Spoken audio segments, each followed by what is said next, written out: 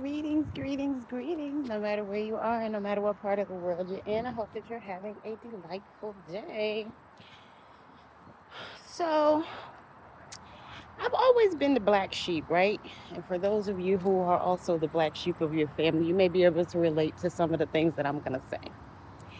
I remember, so I've been a pescatarian since 2001, right? And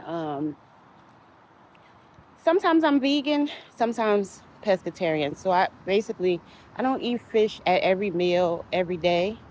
There are times where I go months without eating fish, and then sometimes I may binge eat it for months. But for the most part, um, I do my best to eat mainly organic, fresh fruits and vegetables. And so typically, um, I'm somebody who goes to the store more often than the average person because I want to make sure it's fresh. Because really, we should be eating our fresh produce within 4 days of it being picked, right? So you don't know how long it traveled from whatever state to your state to get into your grocery store. And you put it in the refrigerator and it may stay there for days. So really, it should be eaten within 4 days of being picked. And so that's one of the biggest things, right? A lot of people go to the grocery store and they just buy a bunch of stuff. The things that are on the outskirts of the grocery store are typically what you should be buying, and the aisles in the middle typically have all the processed food and junk.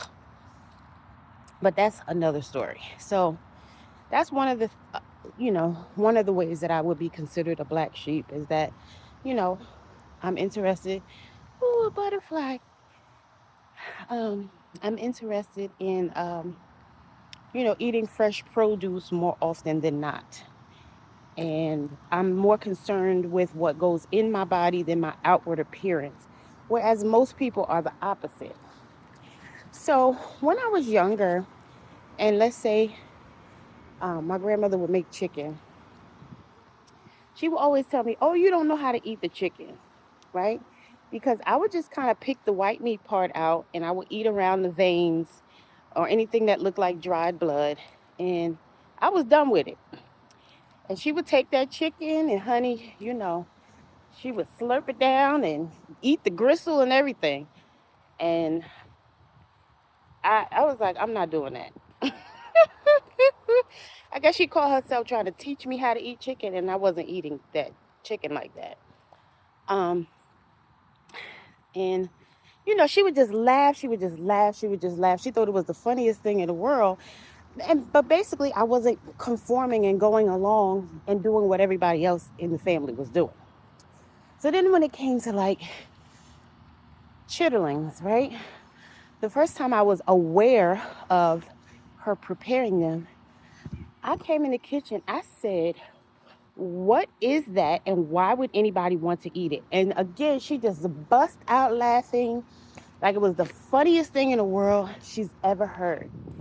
And a lot of times people will laugh because they're nervous and uncomfortable, or sometimes they just don't know how to answer the question. Um, Outside of the home, once I became older, I would, when I asked sincere questions like that I really wanted to answer to, people thought I was trying to be funny or condescending. When I genuinely want to know the answer to the question, a lot of times people say, "Oh, she trying to be funny." No, I really wanted an answer, but okay. Again, when people don't know how to answer or it makes them feel nervous or uncomfortable, they get an attitude or they laugh. Um, yeah, they laugh or they get an attitude, right?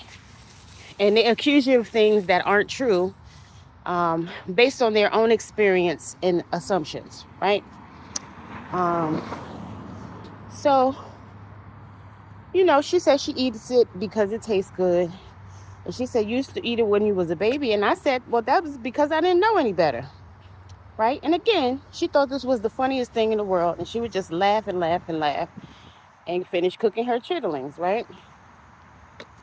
Now, yes, there was a time that I ate pork, but again, that's when I didn't know about how it affects the health. And I know once, a couple years ago, my uncle said, oh, well, you grew up eating pork. Just because somebody grew up doing something does not mean they have to continue doing it, right? You grew up sucking a bottle too. Do you still suck a bottle?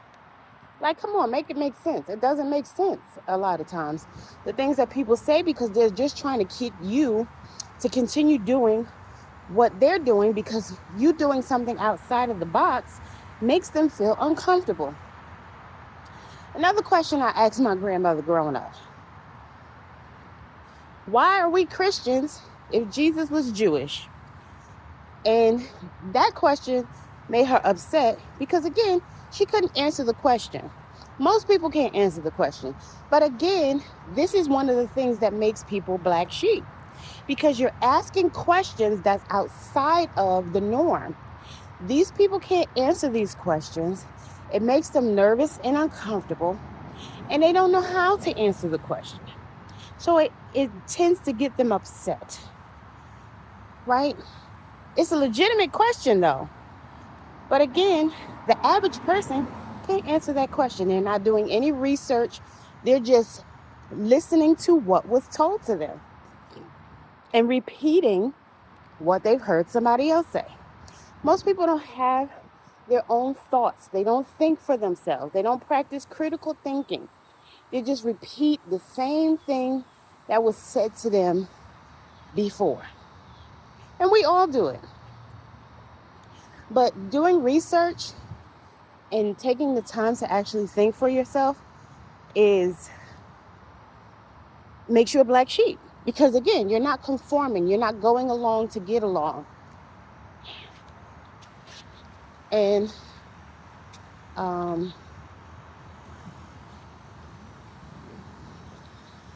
that is what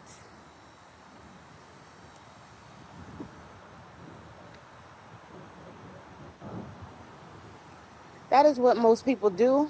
And so when you're not that type of person, you're considered a black sheep. So I hope that this was helpful. If you have some other things that made you a black sheep in your family and you would like to share them, please feel free to do so here. As always, love y'all. Later. Mwah.